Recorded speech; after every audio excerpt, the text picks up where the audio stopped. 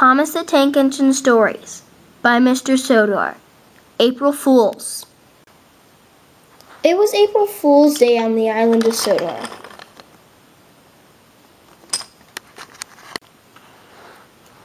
Pranks were happening everywhere. Splatter and Dodge snuck up behind Boko and he derailed.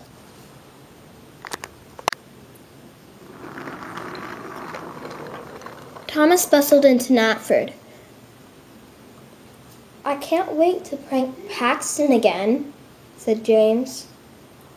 "Why are you pranking Paxton so much?" asked Thomas. "Because it's fun. He's really gullible, and it's really easy. Try pranking someone else." "Why?" "Because this is his second year. You know how he's gullible and everything." "I know, that's why I'm pranking him, because it's really easy. You know what? I might go ahead and help him prank you." Like Paxton can follow in on that. "James." "Sorry."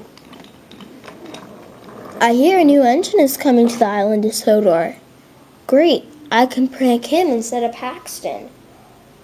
No. You're not going to prank him either. I believe he's newly built, so he probably doesn't know what April Fool's Day is. Well, I'll just go back to pranking Paxton." "No, don't prank Paxton." "Wait, what's this new engine's name?" "Stafford." "He's not new. He's been on the island of Sodor for days. Remember, Spencer showed him around?" "No, I don't remember." "Maybe you just weren't here for that." The conductor's whistle blew. "Well, gotta go. See you later, Thomas." And he was out of sight. "Pranks," Thomas said, and he left too. Thomas was approaching Maithwaite. As Thomas was passing through, the rails were slippery and he derailed. There was Henrietta, Elsie, and Toby. "We got you," yelled Elsie. "You mean you pranked me?" asked Thomas. "No, we sent you to Mars," Henrietta said sarcastically.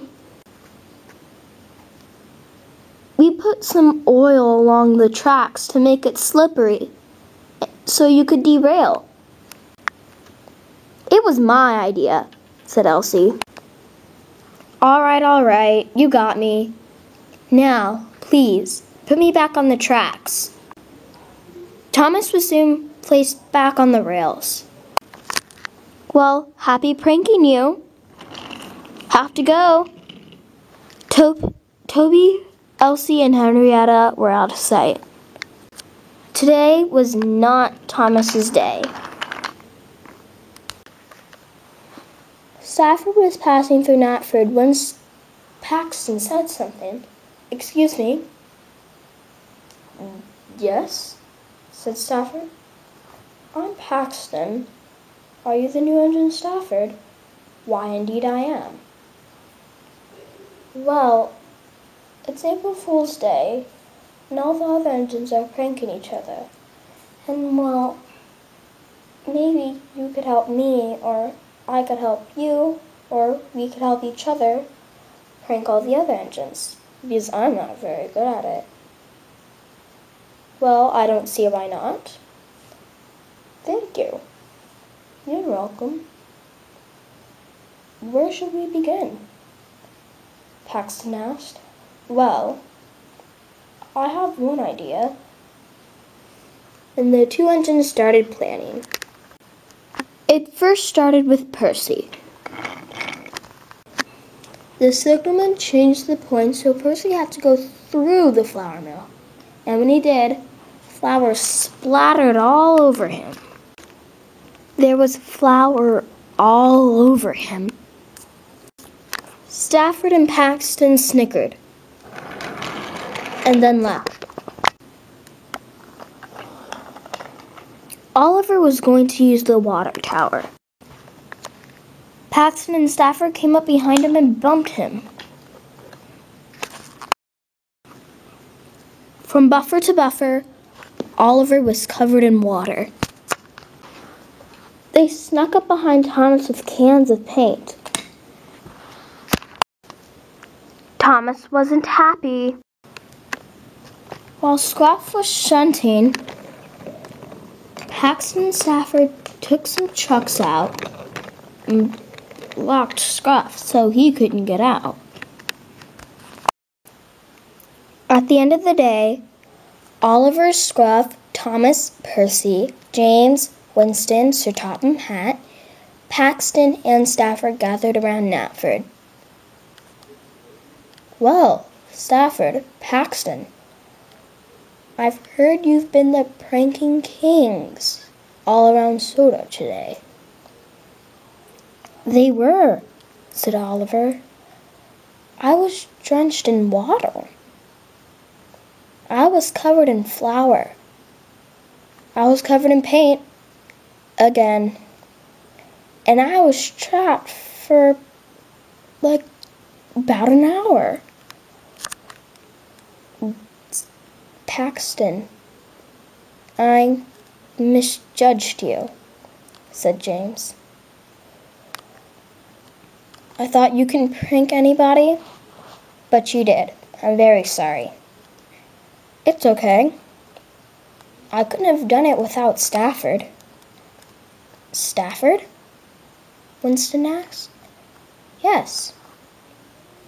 He used to be a station pilot at Paddington, and he played pranks on all the big engines, only because the big engines played pranks on him. So he's technically like a master." "Thomas, you said he was newly built," said James. "No," said Thomas. "I said I think he's newly built. So he's not. Well, Stafford, I brought you to my island for a reason. You are going to be the station pilot and the yard shunter at Tidmouth." "Why, thank you, sir." "You're welcome."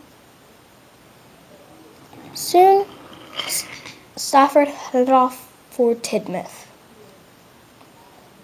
"Well, Paxton, Percy, Thomas, Scruff, Oliver, James, you better get your rest. You have jobs to do. Pulling passengers, shunting, pulling trucks, and working at the quarry." One by one, the engines left. "Well, Stafford." "Well, Paxton, I'm really surprised. I had no idea you had a naughty side." "Well, he did take over the diesel works," said Winston. "That's only because I was forced to," said Paxton. "He's right." "Well, you better get your rest." And Paxton chuffed off. "Come on, Winston. We better leave too." "All right." "No, Winston, you're going the wrong way." "No, Winston, no!"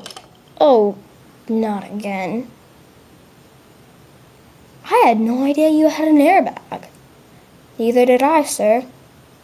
"Neither did I."